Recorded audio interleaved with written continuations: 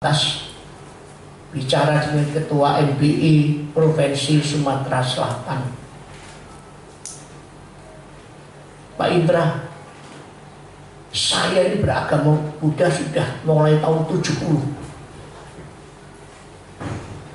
Saya sangat tidak setuju dengan apa yang dikatakan oleh Bante Wirya. Tidak tepat bicaranya dan tempatnya. Seharusnya bicara itu di wihara. Saudara-saudara, saya bilang ya, kalau karmanya sudah berbuah tanpa sengaja ketemu saya, tanpa dipanggil, tanpa janjian, pasti ketemu saya. Kalau belum waktunya karma berbuah, ya akan. Udah, kita berangkat ke makam, saya parkir mobilnya, nggak lama ada mobil masuk, pindah, ada mobil masuk, tahu-tahu mobil satu masuk putih, turun dari mobil. Ketua MBI bilang saya, itu loh orangnya agak gundul. Oh ya, baik, saya temui, maaf engkau tadi kok bicara sama Pak Indra, saya bicara nggak tepat waktunya, tempatnya, dan engkau sudah mulai tahun 70 beragama Buddha. Oh iya, maaf selama saya diundang di Palembang sudah puluhan tahun dan mimpin acara kematian ratusan kali, saya tidak pernah bicara masalah. Karena kalau saya bicarakan itu hanya satu sisi aja, pandangan dari Buddha saja. Itu umat Buddha sudah apal, bosen. Mungkin duduk sambil dengarkan tapi telinganya itu tutup, pikirannya melayang kemana-mana supaya nggak capek duduknya. Tapi ini tadi kesempatan orang kaya dari wihara-wihara mana datang mengajukan sembahyang, bahkan ada keluarganya yang agama lain. Kalau nggak salah 5 agama semua ada, karyawannya Muslim, ada keluarganya yang Kristen, pasti ada pendeta, ada yang Katolik, pasti ada Romo. Justru itulah kesempatan saya jelaskan. Yang tadi saya katakan, yang salah dan yang goblok itu adalah umat Buddha sendiri. Saya tidak nyalahkan orang lain, karena Buddha mengajarkan tidak boleh nyalahkan orang, yang salah diri sendiri. Apabila engkau mengetahui kesalahan orang lain, maka dirimulah terlebih dahulu yang salah. Tadi kan dengar saya ngomongnya goblok umat Buddha. Karena apa? Karena kalau ditanya, loh, kenapa orang mati harus disembahyang, dikasih nasi, kasih kekian, kasih fuyong he, kasih capje, kasih ngosing samsing? Dia jawabnya apa? Loh iya, bukan dimakan leluhur, dimakan arwahnya. Nah, jadi agama lain mendengar, oh, ngasih makan setan. Umat Buddha ada patungnya, oh, nyembah berhala. Yang salah umat Buddha. Coba dijelaskan. Oh, sesaji itu hanya suatu simbol rasa bakti, terima kasih anak pada orang tua. Ingat jasanya orang tua. Jadi anaknya itu tahu senengannya dulu kekian, sekarang dikasih kekian. Senengannya fuyong hai, dikasih fuyong hai. Hanya cuma menunjukkan rasa bakti aja. Nanti selesai sembahyang si makan ya anaknya. Bukan arwah. Tapi ada umat Buddha yang bantah, oh bukan fisiknya dimakan Bante. Karena Bante ngomong buktinya kekian 5 ya nggak cuil, tetap foto. Oh bukan isinya asapnya, baunya berarti yang dimakan. Waduh, nah kalau baunya berarti restoran semua itu bangkrut semua. Orang pesen capcay atau dimakan, dihisap, terus kita makan, akhirnya nggak enak rasanya, nggak laku, restorannya bangkrut. Nah, inilah kesalahannya umat Buddha. Bakar rumah-rumahan, katanya kalau nggak dibakar saya nggak punya rumah. Nah ini yang menjadi serangan umat Buddha. Coba kalau kita jelaskan dengan pengertian yang benar. Oh, kita bakar rumah-rumahan, uang, semua apa yang dimiliki seolah-olah sudah dibawa supaya arwahnya itu tidak gentayangan, biar tenang. Nah, itu. Ini kesalahan umat Buddha, memberikan penjelasan salah. Jadi agama kita itu dilecehkan ini. Patung-patung, bukan hanya umat Buddha saja yang dipatung. Saya bicarakan di mana-mana tokoh agama Katolik, pendeta, Gus Dur tentang patung, semua ada sebetulnya. Saudara-saudara.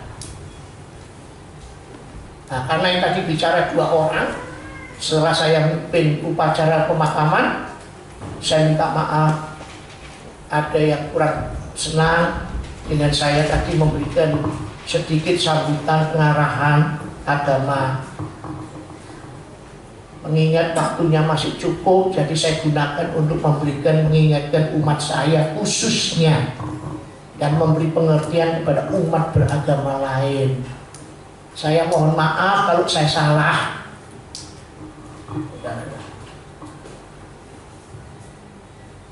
Pulang dari pemakaman, saya diundang ke restoran rumahnya keluarga. Kumpul ada kira-kira 50 orang, ada pendeta, ada ini semua. Saya diminta lagi bicara lagi, saya jelaskan. Bahkan ada istrinya yang fanatik, dipanggil sama suaminya, kamu dengarkan Bante. Berarti saya tahu suaminya sebetulnya belum 100% menerima ajaran agama, tapi terpaksa karena takut sama istri. Sudah begitu ada pendeta dipanggil sama umatnya, panggil suruh ketemu saya, berdiri ada depan saya jelaskan ini bahwa dulunya manusia pertama adalah vegetarian. Di Alkitab nomor ini, ayat ini saya jelaskan, dibuka HP-nya dulu, dilihat, dibaca, saya suruh baca. Tolong Pak Pendeta yang agak keras dibaca. Loh betul loh Pak Pendeta, harus vegetarian toh? Itu firman Allah, perintah Allah. Umatnya kurang ajar. Ayo jawab Pak Pendeta, bisa nggak? Sudah. Agama lain pun kalau mendengarkan, dia tidak bisa menolak. Biarpun secara mulut tidak bicara, tapi dalam hati dia tidak bisa menolak. Mungkin pulang dibaca lagi, diulang-ulang lagi. Mungkin tanya dengan temannya mungkin. Nah, saudara-saudara. Nah, ini kalau umat Buddha datang ke wihara tidak hanya untuk baca parita, tidak hanya meditasi diam saja, nggak mengerti arahnya meditasi apa, pokoknya diam aja. Saudara-saudara, tidak. Ini kesalahan umat Buddha. Ya, sebetulnya agama Buddha itu paling gampang ajarannya,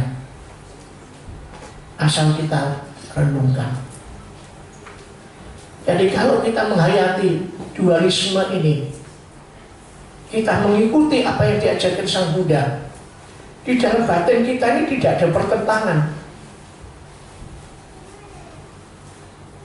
Saya selalu mengatakan, banyak umat mengatakan, tokoh agama mengatakan bahwa di dalam diri kita ini ada 2 kekuasaan, satu Tuhan, satu setan. Kalau saya dengar omongan itu saya jawab, wah makanya setannya terus yang menang, Tuhannya kalah terus. Loh gak bisa, loh nyatanya Orang mau mencuri, lihat dompet, mau diambil. Dalam hati sudah dua berbicara. Tuhan bicara, jangan, jangan, jangan. Setannya bicara, tidak ada orang, cepat ambil, tidak ada orang, cepat. Buktinya diambil, berarti kan setan yang menang. Ayo. Orang emosi, katanya itu setan. Ya toh, emosi marah-marah sampai mukul orang, sampai bunuh orang. Nah, berarti kan setan yang menang. Kenapa Tuhannya tidak bisa? Jangan, diam, langsung tidak melakukan. Nah, ayo. Kenyataannya semua di dunia ini yang menang itu setan semua. Saudara-saudara, bahkan seorang gadis mau diperkosa, mau dipotong-potong, sudah teriak menurut agamanya. Mungkin kalau agama Buddha, Jinggu, Junan, Kwanse, Imposan, Mohosa, mungkin nyebut nama Omi Tohu, tolong saya. Tapi kenapa terjadi? Yang beragama lain mungkin juga nyebut nama Tuhannya, teriak minta tolong. Mengapa bisa terjadi? Berarti kan setannya yang menang, saudara-saudara. Nah, ini yang diajarkan oleh Sang Buddha. Memang ada dua kekuasaan. Kalau saya bilang dua-dua Tuhan. Tapi kalau mengikuti suara luar, Tuhan dan setan, baiklah. Tapi Buddha mengatakan, yang menentukan dua keputusan ini, Tuhan atau setan, adalah kita sendiri. Yang satu bilang, jangan, jangan, jangan.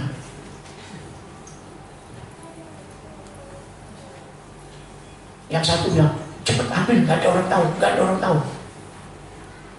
Hanya kita yang memutuskan. Tidak, tinggal pergi, gak jadi ngambil. Tapi kalau diri kita memutuskan, tidak ada orang tahu, tolak-tolak. Gak ada orang tahu, ambil. Ya, jadi yang memutuskan itu bukan Tuhan, bukan setan, tapi kita sendiri. Jadi Buddha bilang, ngapain kalau kamu sudah tahu dualisme? Orang senang kamu muji-muji, orang benci kamu jelek-jelekin. Ngapain kamu tanggapi? Wong itu anicca, selalu berubah. Situasinya, kondisinya berubah, berubah juga. Yang muji-muji satu kali dia kepepet duit utang, kita nggak bisa ngutangi, bukan nggak mau ngutang, nggak bisa ngutangi, marah dia. Undat-undat, nggak ingat kalau dulu saya tolong, nggak ingat kalau saya tahu, wah, ngomong sana ngomong sini. Yang jelek-jelekin kita dengar katanya masuk rumah sakit nggak ada biaya, kita lunasi biayanya rumah sakit, keluar dari rumah sakit, wah, hebat. Lupa kalau cuma jelek-jelekin. Ingat itu bayari. Wah, itu betul. Nah, sudah. Jadi ngapain kita dipuji seneng, dihina kita nangis, ngapain? Makanya Buddha bilang, tengah, UPK, keseimbangan batin. Kalau di agama Islam malah lebih jelas lagi, bagaikan rambut dibelah 7. Coba rambut kecilnya itu bisa dibelah 7, dibuat jembatan, tidak akan jatuh kiri kanan. Hebat. Itulah yang diajarkan Sang Buddha. Jagalah keseimbangan batin.